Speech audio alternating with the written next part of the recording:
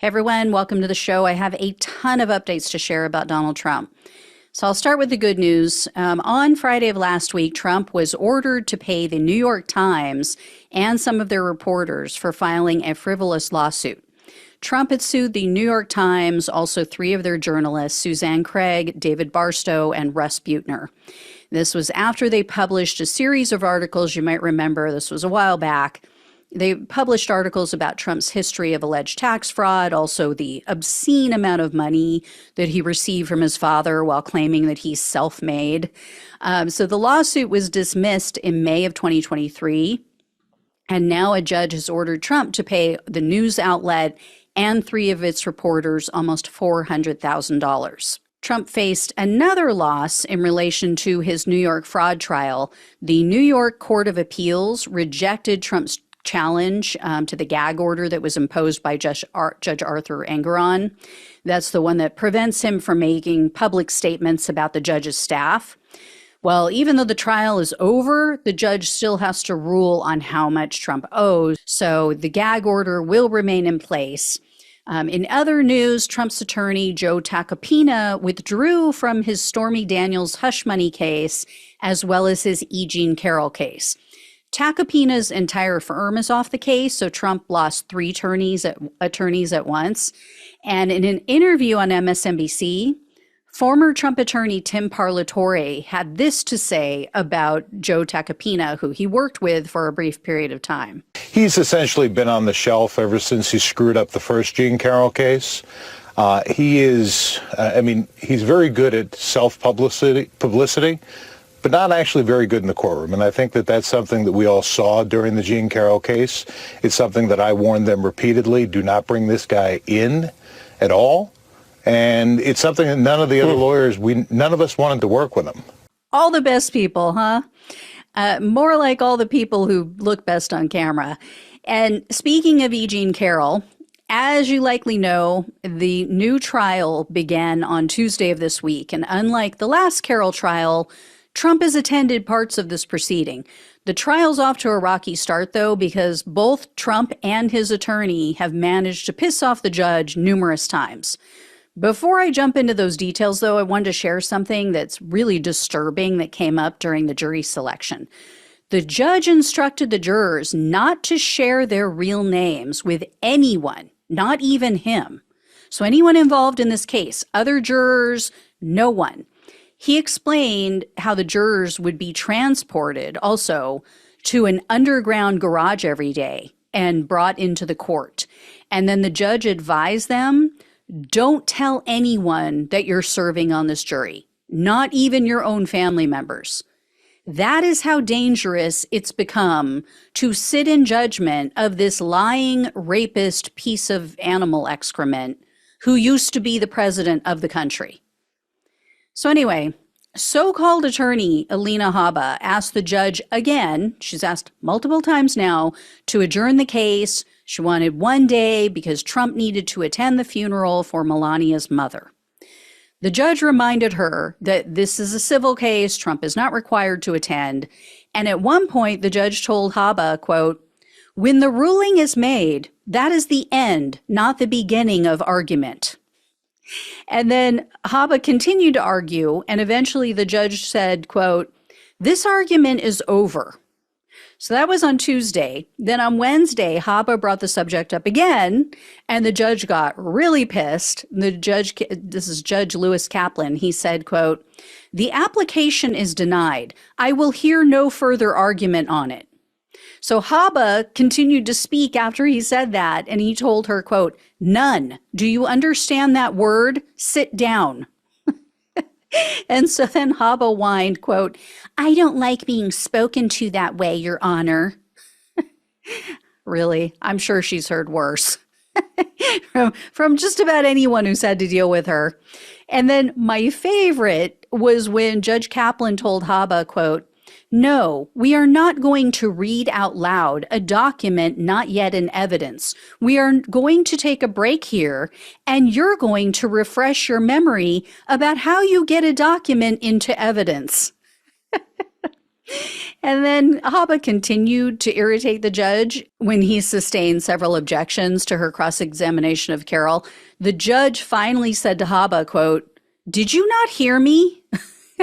And then Judge Kaplan had to step in at one point and rephrase a question for Haba because she clearly earned her law degree from Trump University. He told her that one of her questions was, quote, "not clear." And then he went on to restate the question for Carroll.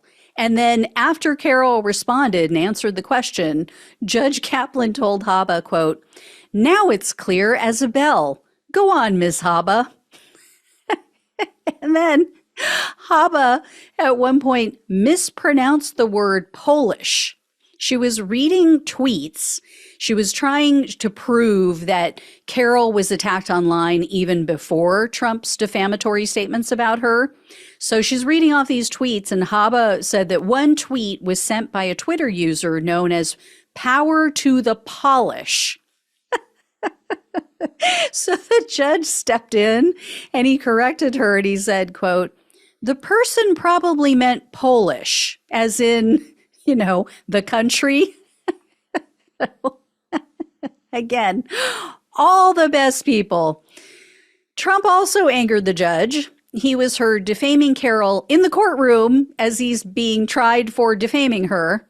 And he's saying all these things loud enough for the jury to hear. So while the jury was out of the room, Carroll's attorneys brought this up to the judge. And initially, the judge was pretty cool about it. He said, "Can you keep it down while you're conferring with your attorneys?" Well, as typical with Trump, he pushed it. He was heard calling the trial a con job, a witch hunt. He was saying, "Oh, finally she got her memory back." And then after Carroll's attorneys complained a second time to the judge warned Trump, "You might forfeit your right to be in this court." So Trump throws up his hands or his arms, and he said something to Judge Kaplan. And then the judge said to him, quote, "You just can't control yourself." And then Trump shot back, "Neither can you." So it is very possible that he might get thrown out of the courtroom before this trial ends. And there is a lot on the line here. Carroll's asking for $10 million in this case. They had an expert witness come in who said that she could be entitled to up to $12 million for her reputational damage. And, the $5 million verdict obviously failed to shut him up. It didn't do the trick. And a federal appeals court has denied Trump's claim of presidential immunity. They made that decision this week. So this is happening with or without him and could cost him a hell of a lot of money. Now for some not so great news. Trump scored a bit of a victory in the ACN phone company pyramid scheme. I mentioned this lawsuit recently. The case had previously been comprised of 3 plaintiffs. It was combined, or all 3 plaintiffs were combined into a class action lawsuit. Well, the judge, for some reason, has now decided to separate these cases, and the judge is forcing each of these plaintiffs to sue Trump in their respective states. So California, Maryland, and Pennsylvania. So we'll see what happens with that. It just, has lost some steam, lost some power. We'll see if these people even decide to pursue the matter any longer. It's already gone on. I believe it's now like 6 years or something.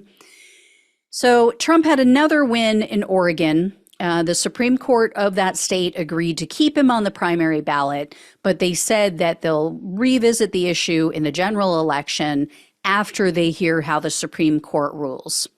So, of course, the Supreme Court is making a decision on the Colorado case where he was removed from the ballot. As for the American public, though, a majority, 56%, said that either the Supreme Court should ban Trump from the ballot, just take him off entirely across the country, or they think that the decision should be left up to state election officials. That is based on a new ABC Ipsos poll, and only 39% of the respondents said that SCOTUS should order Trump to remain on all ballots. So the majority of the country says, yeah, I don't think he's entitled to stay on, and they should just kick him off or leave it up to the states. So we'll see how this turns out. But the worst news is out of Florida. It's related to the classified documents case. It is beyond abundantly clear that so-called Judge Aileen Cannon is a Trump minion. She just keeps proving this over and over and over again. In November, the special counsel had asked Trump to divulge his planned arguments for the trial, meaning what arguments will Trump be making, what arguments is his team planning to make when the trial starts. This is a basic step in the trial process from everything I've seen, everything I've read. The special counsel is not asking for anything out of the ordinary. Well, Judge Cannon shot it down. She denied the request for that information. Now, what we do know is that Trump plans to argue that the U.S. intelligence agencies are just out to get him. I'm not kidding. Based on documents that were filed by his attorneys this week, it is very clear he's going to use the deep state argument and that the case is politically motivated, his typical spiel. And then there were documents filed by Jack Smith's team that show that they now plan to call, or at least believe that they're going to be calling, 5 different witnesses with expertise in digital forensics or cellular analytics. So these witnesses are going to testify about the information that they were able to extract from Walt Nauta and Carlos de Oliveira's devices and also their accounts. They are Nauta and de Oliveira. They are his co-defendants in the classified documents case. They're accused of helping him to obstruct justice by hiding the documents that he stole.